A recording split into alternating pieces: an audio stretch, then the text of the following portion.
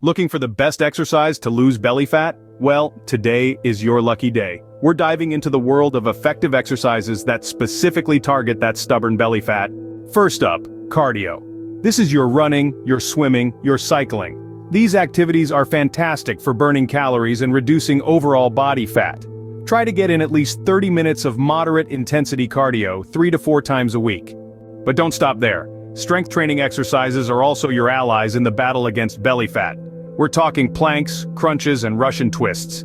These exercises specifically target your abdominal muscles, helping to tone and strengthen your midsection. Remember, always begin with a proper warm-up and gradually increase both the intensity and duration of your workouts. High-intensity interval training, or HIIT, is another fantastic exercise for belly fat reduction. This involves short, intense bursts of exercise followed by brief recovery periods. What's great about HIIT is that it not only burns calories during the workout but also boosts your metabolism. This means you keep burning calories even after you've finished your workout. Now, while these exercises are crucial for losing belly fat, it's important to note that spot reduction isn't possible. To see results, you need to combine regular exercise with a balanced diet and a healthy lifestyle. That means eating nutritious food, staying hydrated, and getting enough sleep.